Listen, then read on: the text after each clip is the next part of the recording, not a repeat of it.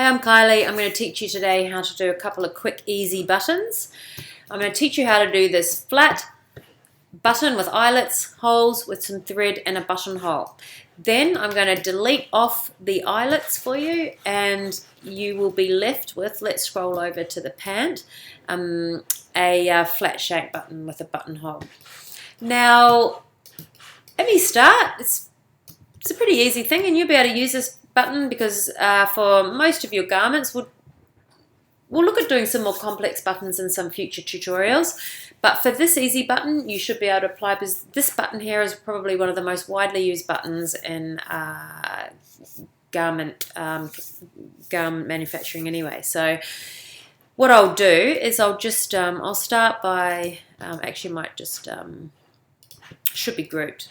So let me just, let me drag it off and I'll just show you what it's, ungroup. I'll just show you what it's made of.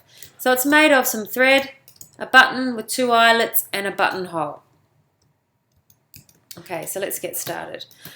I'll just drag it to about there. So go to your ellipse tool under shapes, ellipse, and go to your waistband because you need to size your button. So start dragging out the ellipse and hold down shift. Release your mouse, release shift.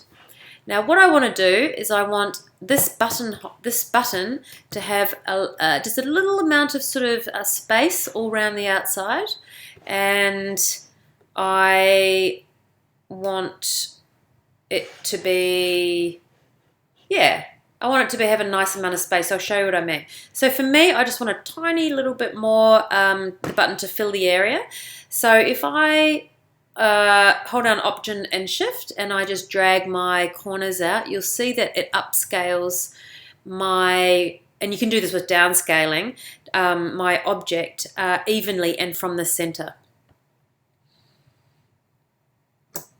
as opposed to just dragging the corners and holding Shift. You can see it drags down to the left there or drags down to the right there. So I'll do that again. Hold your corner, hold down Option and Shift at the same time, and you'll see it drags down into that center of the button. So you can upscale or downscale accordingly.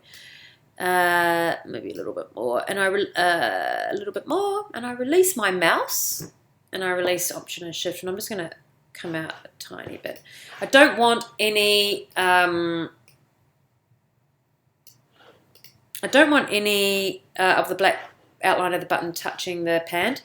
A rule of thumb would be to keep your button at a lower weight than the scale of the pants. So you can see, I actually like my buttons at around 0.25 for this size garment.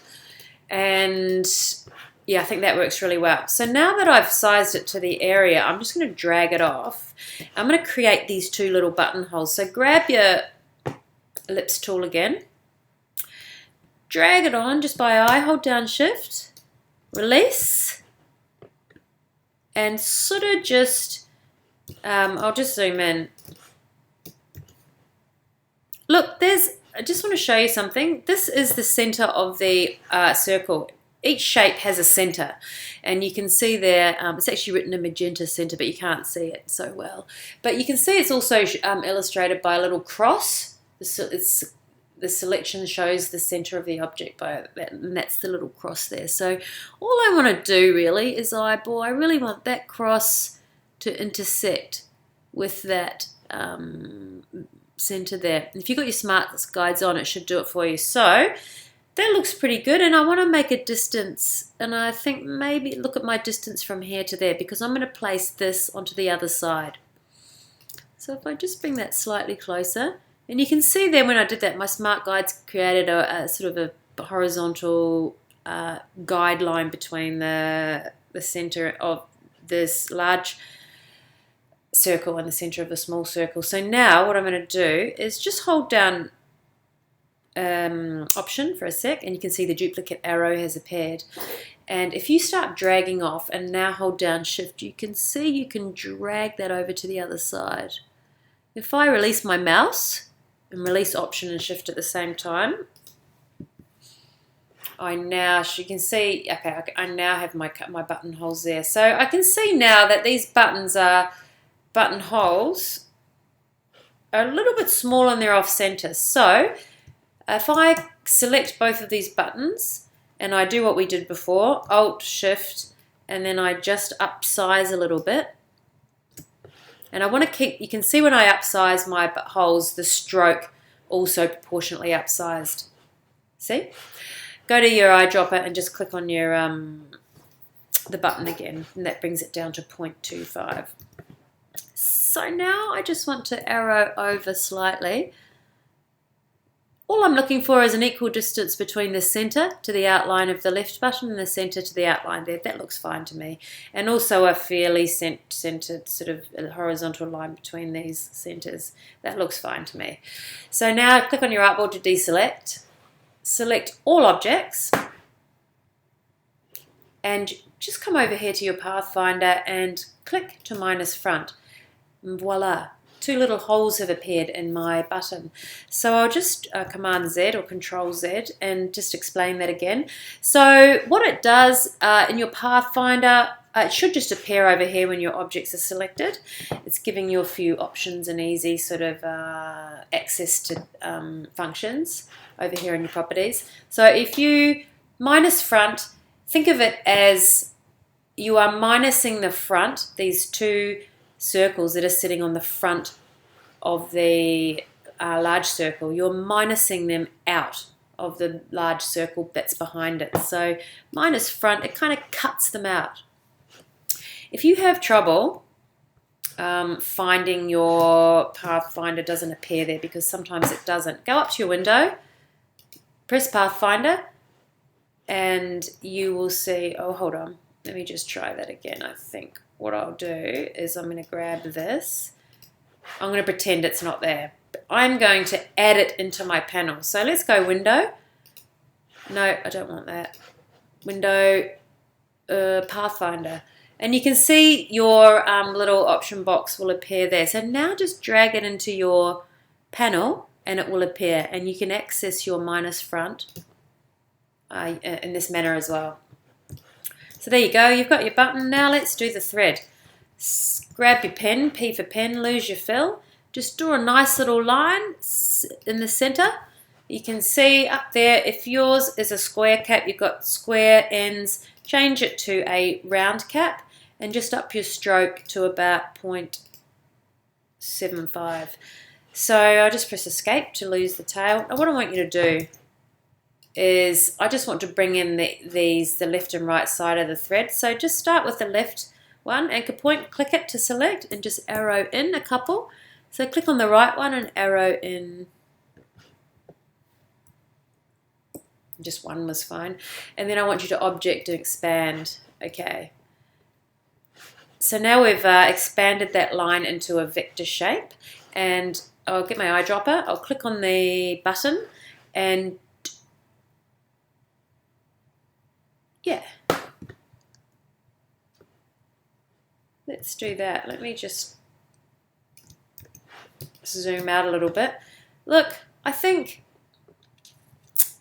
it's going to be better if the thread is the same color as the pant, or even darker, just to differentiate between the button and the thread. So it's all about creating a 3D, a fairly realistic sort of a garment. So go to your color guide and maybe select shade darker. Or you could try selecting let's just go down here. That's okay, it's in there. So select your button again and select the color of your pant. I think either way is acceptable. It's just what you sort of like to do.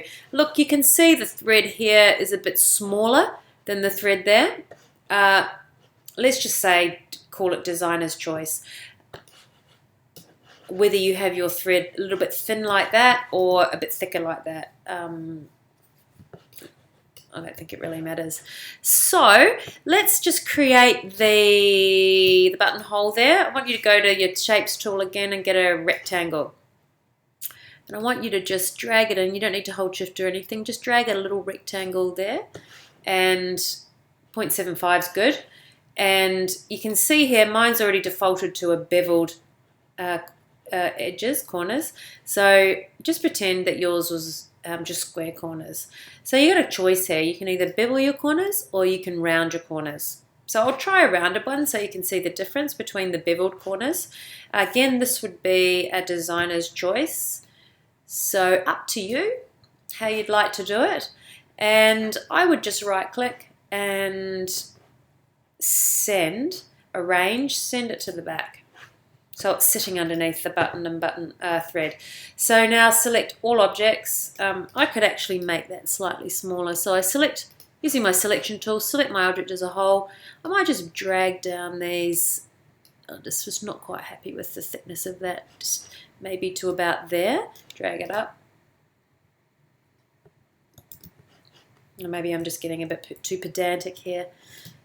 All right, let's just call it a day. Let's just, before I could go on forever. So let's just select those two and right click and group. Awesome. And now come and drag your button back onto your garment. So there you go. You got a couple of different, I've done it slightly differently each for each of these. Same process, just slightly different thread size and subtle differences. If you're having trouble aligning it to the placing it on the waistband, you could always lose your smart guides for a sec and just do it. You might find it a lot easier. Often I toggle between switching my smart guides on and off. So there you go. You've got two different options. Designer's choice. All right. Now let's, all I want to do is show you how you can make that one there a shank button. So just zoom in, ungroup, delete off your thread, keep your buttonhole. And I want to just, to get rid of these holes, all you need to do is direct select and select the outside, the outline of the hole and delete it off. And direct select the other side and delete it off. And let's just say I want a different, corners on that, and I might bevel it this time. So there I have two different buttonholes. And I actually want to make this button a bit darker, like a darker than the garment. So let me show you. Go back to your original red, garment red. Go up to your color guide and choose this time a shade. Sometimes you should just double click on that darker. And let's see how that looks.